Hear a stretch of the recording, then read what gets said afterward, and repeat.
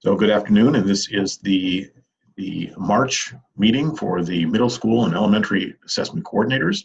I want to get started by moving right ahead into the PowerPoint. So I will share my screen with you.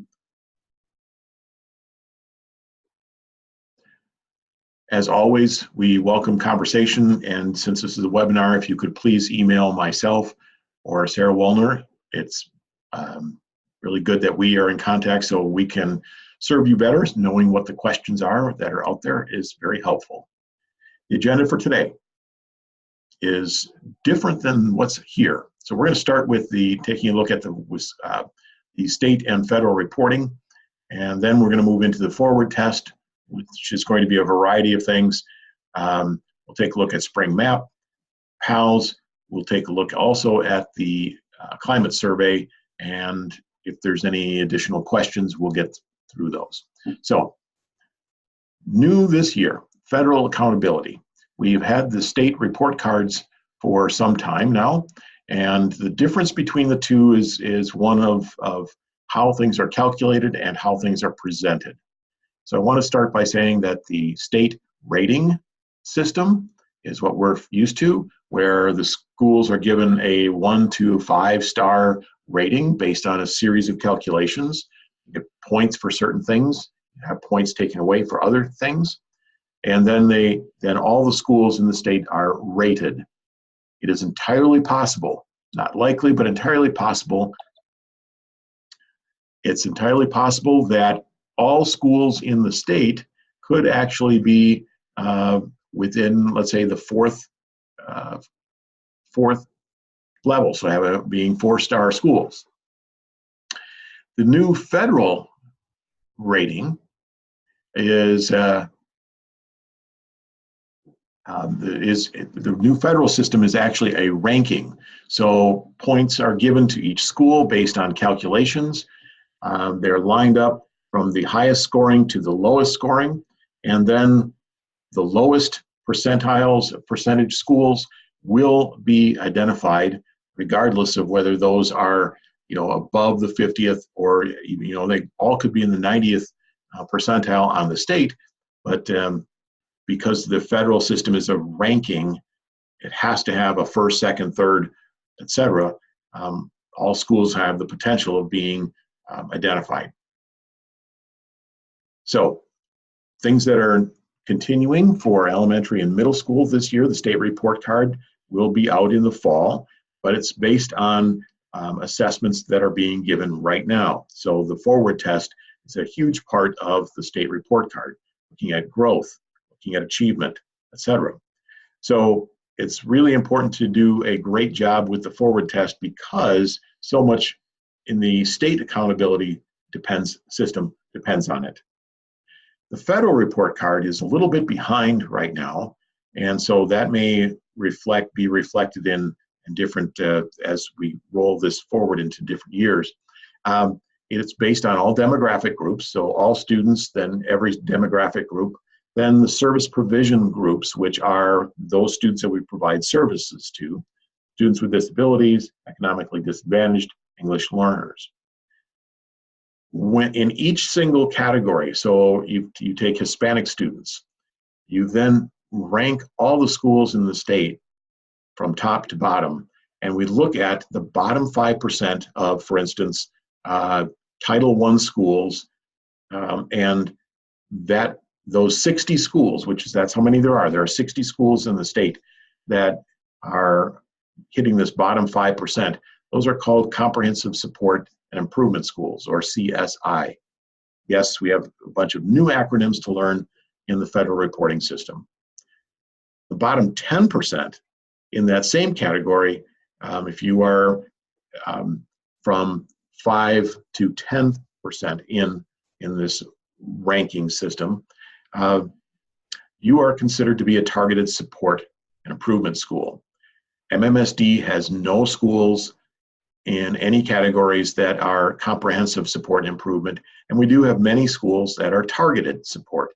So if you look at all the demographic categories, we have schools that are typically the most common demographic groups that we're being tagged in are the African American students and students with disabilities. Not all schools have any kind of label, but there are many that do. This should come as no surprise to anyone. We're struggling with our African American achievement gap, and we continue to have that as a focus of the district. What happens with this is schools are required to have a school improvement plan. And you might be sitting back and saying, funny, we do. The fact is that not all districts in the state do require this. In fact, probably fewer than half require a school improvement plan. So we are a step ahead of the game. We already have data that we collect. We work with groups of stakeholders. We create a plan and put that out there, and that's our focus for the year at every school. That's exactly what has to happen on a continuous improvement cycle for this federal reporting. Federal reporting is not is out there. It's public. However, DPI did not do a press release, so you may not have heard that it is available. But I just want to set the stage for the renewed importance of doing things like forward test and dynamic learning maps if you are a student with disabilities and your IEP says you need to do an alternate assessment. These are critical pieces. The data from the state and from the federal report cards are essentially the same data. It's just what thresholds that are being used to declare a particular rating or a ranking. So it's the same data. So that data, it's really important that we do a good job at getting that taken care of. If you have questions about state or federal accountability and what that means for the assessment world, please let me know, and I'll be happy to either discuss in person or via phone or by email. Real quickly, we're going to spend some time kind of going back and forth about items that are coming up, issues that are coming up. We know text-dependent analysis is a big deal. Please keep in mind that it's suggested that that goes first. If you didn't do it first, that's fine. The idea is to get kids when they're fresh, they're the freshest, to make to use this text-dependent analysis, pairing and contrasting two different texts, writing in several sentences, etc., and having them fresh for that. The test administration manual has been out. You should have at least 5 copies of this available. If you need additional ones, we are not going to be printing anymore, so please make sure that you print them. If you need a digital copy, we can send it to you. And then just a reminder that for students who've never done forward exam, it might be a good idea to have them try out the different tools on it. A reminder for you to send me your confidentiality agreement. This particular one that I've got in the image here is for teachers to sign after they're done looking at the PowerPoint, sign and give to you. You hang on to that for up to 1 year. My suggestion is put it in a manila folder, put a post-it on it with 1 year from today, that date, and a year from today, you just pull that out and shred it, because you'll be getting new security agreements. Same thing is true for me. I'm sending one to DPI. You send yours to me. I hold on to yours for a year from now, I shred those as well. So please, just a reminder to make sure you get those security agreements from your staff and then yours to me. Thanks. We've been getting many opt-out emails and notes. Please continue to do that. Send that to either Sarah or myself. Reminder again that opt-outs must be in a written form. We cannot have parents just call up and say, opt my son out, or talk to you in a conversation, say, please opt my daughter out. We need to make sure that we have a written statement from them. Email is just fine. On the text-dependent analysis, there is, at last month, one of the things we showed was the checklist that's available for students. I have checked in with DPI and made sure that I was clear on it. Yes, you can use a hard copy of that list. As long, give it to the students for use on the test. They can have this laying next to them during the test so that they can use this as a checklist. Please make sure that it's a fresh copy. Don't hand it out in class, have them make notes on it, collect it, and hand it back to them during the test. It needs to be a fresh copy. It is considered to be scratch paper. So when you are done with the testing using this, collect it all and shred that right away. It's not to be saved. It's not to be sent anywhere. It's not to be reused. So if a student stops one day and continues the next, you need to give them another fresh copy of the checklist for the text-dependent analysis. Here's an issue that we are seeing. We've seen it every year, so this is nothing new. But when there are multiple sessions, here is a social studies session, session 1, session 2, and you sit down as a proctor and say, okay, class, we're going to be doing session 1, and the student happens to click on session 2, kids panic because they're in the wrong place. Please keep in mind that if they go for 2 minutes or more, I cannot unlock their test. That's it. They're considered to be in the test. So it would be better for them just to continue testing with session 2, and then when you do session 2, they go back and do session 1. Any longer than 2 minutes and any more than 2 questions, it cannot be unlocked. So please keep that in mind. Don't panic. It's okay. You have all the sessions that you need to complete. So if you get them done in a different order, that's okay. We've also had a couple cases where students have had open IEPs when we uploaded accommodations to the eDirect website, and now they have their accommodations. But instead of letting us know, we found that people believe, this is what we're assuming, that OASIS talks to us and lets us know when things are changed, and it does not. So if changes have been made to a student's IEP, you need to communicate that with us, or the staff member needs to communicate with us and say, Tim has got a change in his IEP, here's what he now needs. What we're finding is that everyone is assuming that that everything is fine. The CC teacher assumes that downtown has the changes. We assume that there are no changes because we haven't seen any. So when it comes time to testing, student begins testing and they do not have their accommodations. So a couple things. Please, please, please check the tickets prior to testing. And if they do not match the accommodations that students need, require, do not start testing.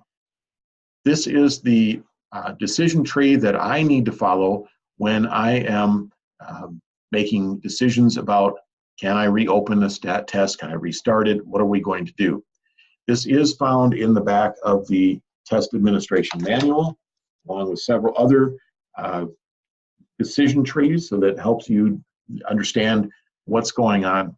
I'm going to go through this particular one because it is important. We're running into this occasionally. So the question that comes to mind first is, has the student completed any other session in that content area? So if the student starts in English Language Arts with TDA, session 1, and completes it, that's the first decision. So yes or no. If they have done that, then what's going to happen is that the test can be scored as is, so without accommodations or supports, or it can be invalidated due to misadministration. The student may not retake that test session, and that's it. So we can decide, the only decisions are, do we score it or do we not score it? If we don't score it, okay, that's understandable. But keep in mind that that's it. If the initial question, we look at it and says, has the student completed any other session in the content area? And the answer is no. For instance, they start text-dependent analysis and suddenly realize that they don't hear any text-to-speech. And they tell you that. and you pause and exit as appropriate, and then send me an email. So the choices are this. Did the student click begin test yet? If they did, so they've started, then we have the 2 minutes or less or 2 minutes or more issue. If they did not start the test, if suddenly it's like you have second thoughts about the ticket and says, wait a minute, text-to-speech isn't here, stop, don't do anything, then we can back off, change the accommodation, put it in for them, print a new ticket, and get them going with the right accommodations or supports. So those are two of the things that can happen. The third is that they take the entire session without the accessibility option. In other words, you say they get started and you say, wait a minute, you don't have text to speech, and they say, that's okay, I don't need it. They continue, and we can either decide to score it as is or invalidate it as a test misadministration. So not a lot of choices, so it's really important that you check the tickets prior to any student with accommodations testing. Keep in mind that this is for students with IEPs. This is different for students who are English learners. We have flexibility there. We don't have to invalidate a test. We can simply change the accommodation, but this is for students who have IEPs, so it's a very different thing. Keep in mind that the tickets themselves are secure items. One ticket for ELA, one for math, one for science, one for social studies, that's what you get. If there are missing tickets, please give us a call or email us. We'll be happy to figure out what's up and let you know. Some cases are, we have students who are set up for dynamic learning maps. Their IEP says that they are to take the alternate assessment. What happens is you don't get a ticket for them because we pulled them out and they are in a non-testing session. Sometimes it's like, where did they go? Please let us know that you have a question and we'll help you out. Finally, tickets are considered secure material, just as if it was a test booklet or test paper. So when you're done with them, please collect them and shred them, get rid of them. So please just don't let that go home with students as a bookmark, whatever. So again, just a reminder that this is running very similar to Access. It's running on Chromebooks, and you will need headphones for the listening session. Now, questions always arise as far as how do I know where students are? Have they all finished? Have they done every session, etc.? So here I'm going to show you how to go in and get a student status report. We'll actually leave the PowerPoint, log in to eDirect, and pull up an actual report. So the first thing you do is you log into eDirect, click on All Applications, and then Student Status Dashboard. It will look like this. This is about a half of the page or a third of the page. First thing you'll be asked to do is to determine which school you're in. So you begin putting in your name. You make sure that you say, yes, this is Falk Elementary. It is spring 2019. This is an old image, but it's the same concept. It will have red for number of students that are not started. It will have green for those in progress, blue for those that are done. No, switch that around. Blue for those that are in progress, green for those that are done, and gray for those who have opted out or not testing. You'll see over on the right-hand side, the grades, how many are expected. You'll see below that how many are expected in each content area, and then grade level and content area. Here is the critical piece, and I'm going to just annotate this. This is the important part. This CSV is really important because that's what you click on to download the results. So I am going to just erase that. I'm going to undo that. And we're going to go and log in now to the actual eDirect. So let me get rid of that. stop sharing that particular part, and let's go to eDirect.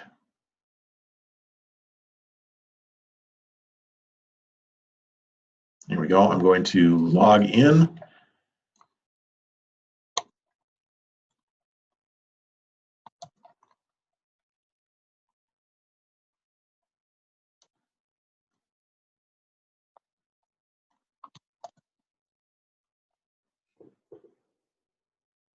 And I didn't do that correctly, so.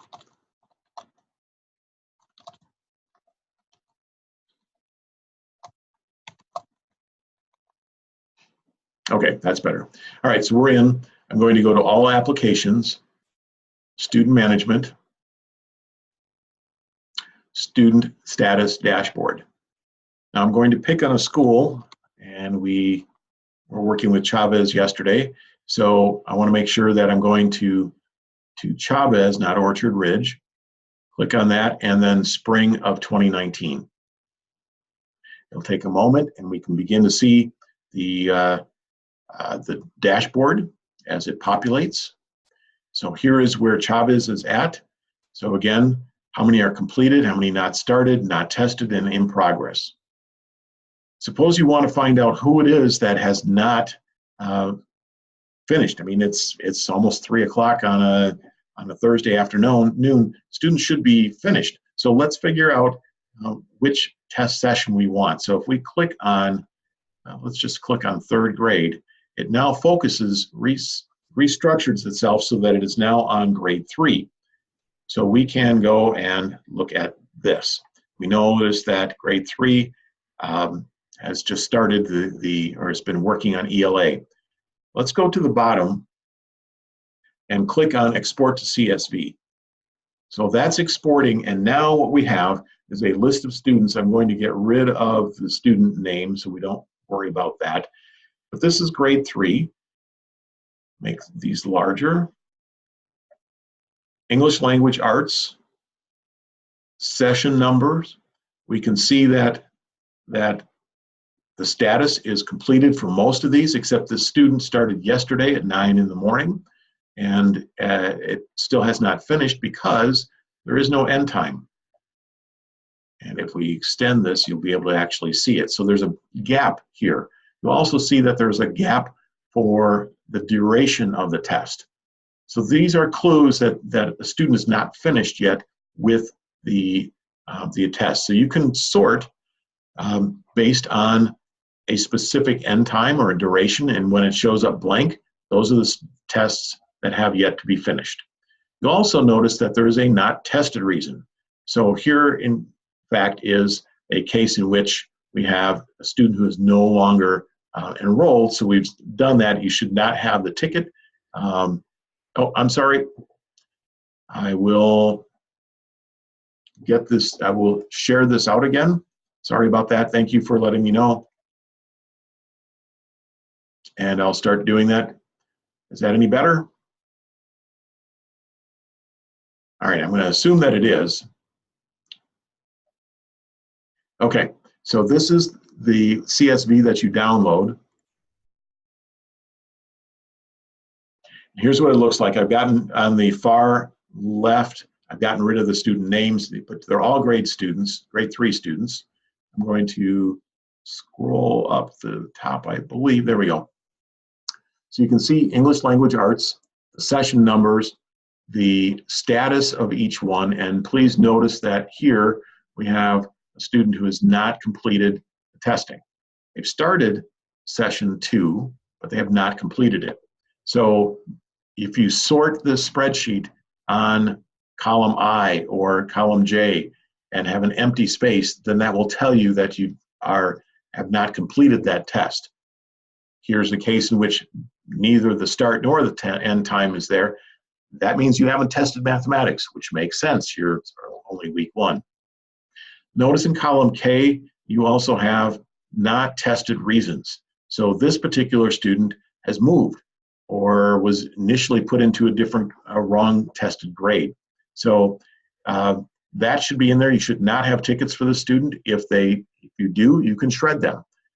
We're no longer taking care of that. But this is a good way of creating a list of students that are specific to a grade level. And let's stop sharing that.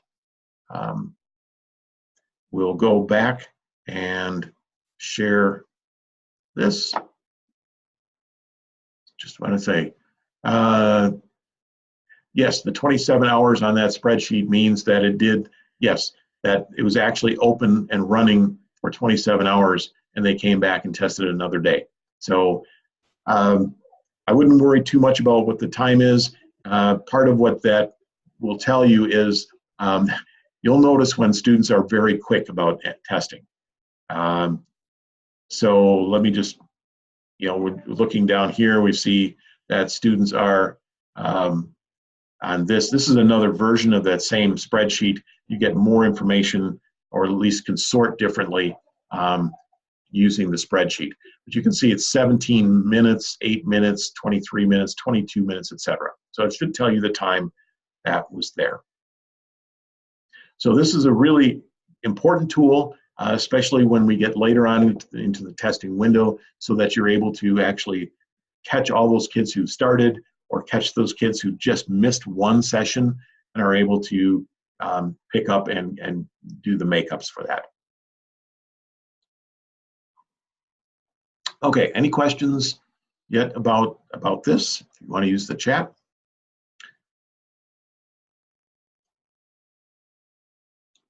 Okay, then we're going to go back to the PowerPoint.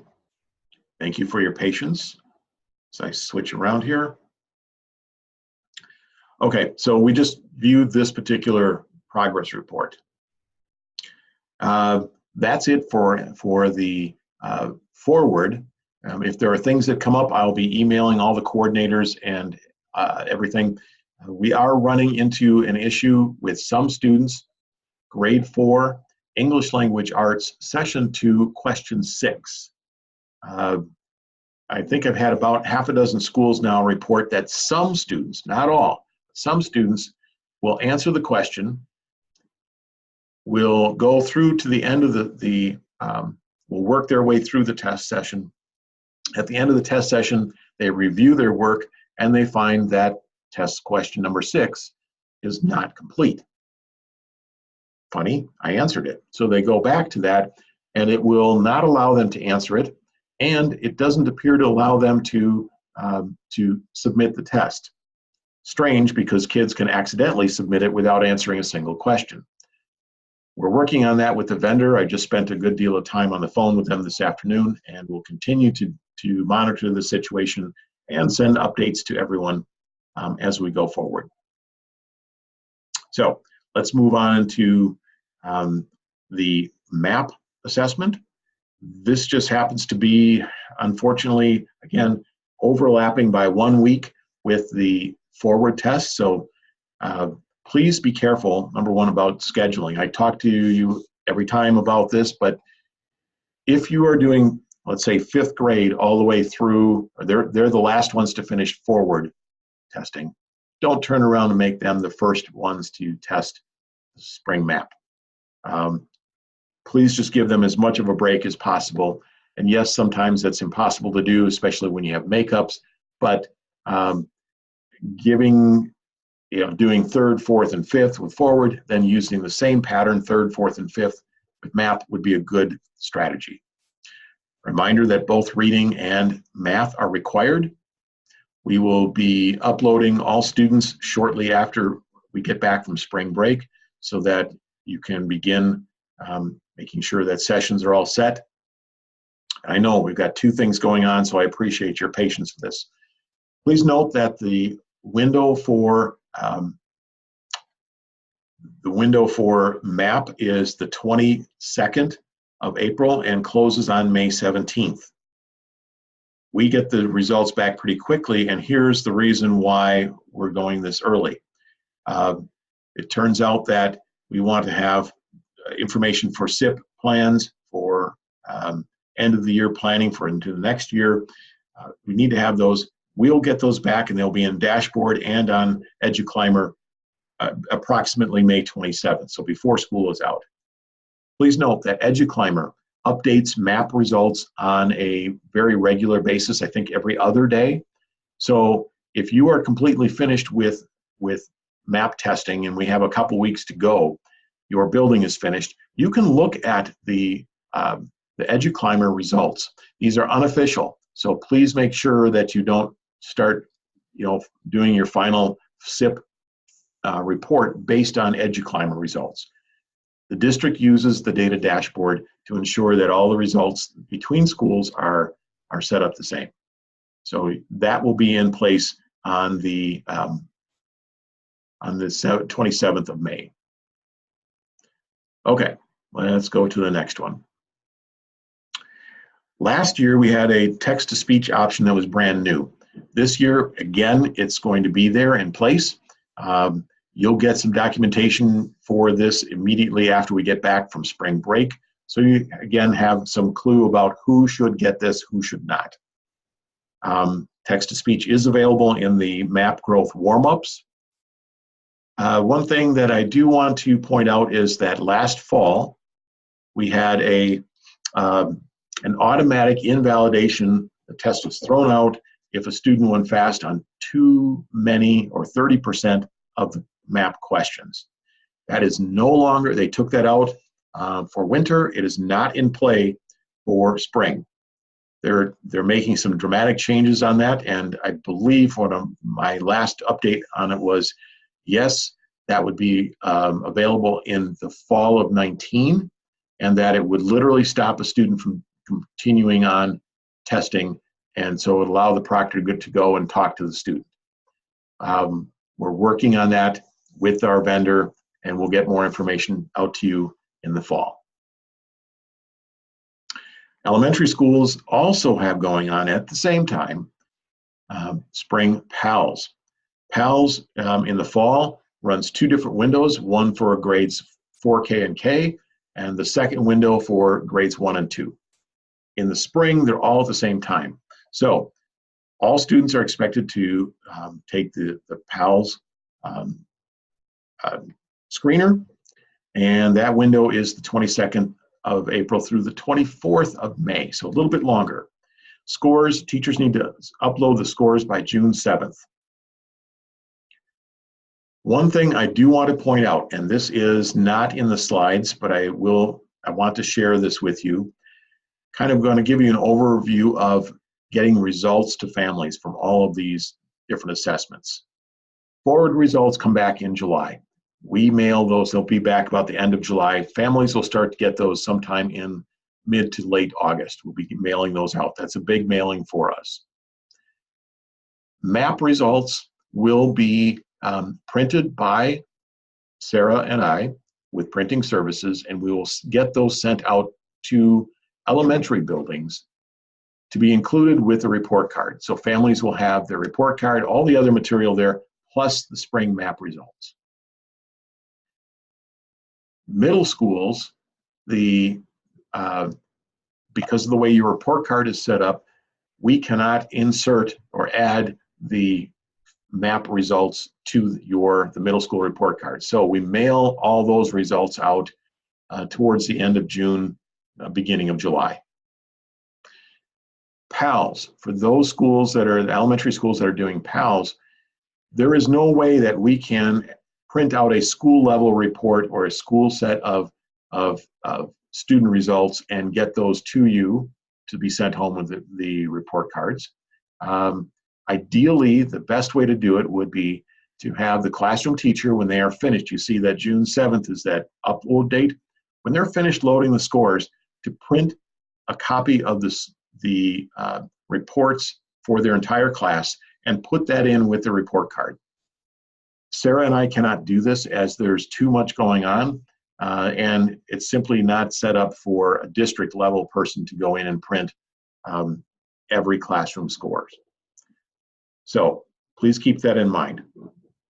Also keep in mind that, I'm going to just kind of point out something here, starting on the beginning of May, so right about this point, we've got a couple weeks in April, but beginning May is advanced placement, and we are pretty well booked during that time. So if you have questions, please continue to ask them, but also keep in mind that it may take us a little bit longer to get back to you, as we will be at the Aligned Energy Center for 2 full weeks.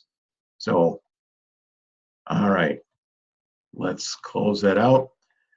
The last thing on the list today is for the climate update. Because we can't do enough in the month of April, we decided to add more. So beginning April 1st, so as soon as you get back from break, students can take the climate survey. This will be what the climate survey link looks like. We're working with your LMS staff. This will be posted on the LMS page, the library page, and students can click on this. Just as in years past, there will be 3 different languages that they can select from to choose their particular climate survey language. They simply put in their student ID number, and that is for demographic purposes. And then they can go ahead and answer the questions for the climate survey. Same process as last year. If you have questions about this, please let me know. Excuse me. Speaking of questions, if you have any, please connect with us. So that's kind of it for today.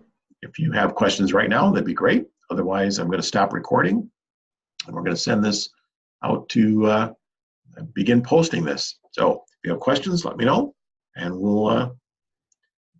I'm sure we'll be in touch soon. Thank you.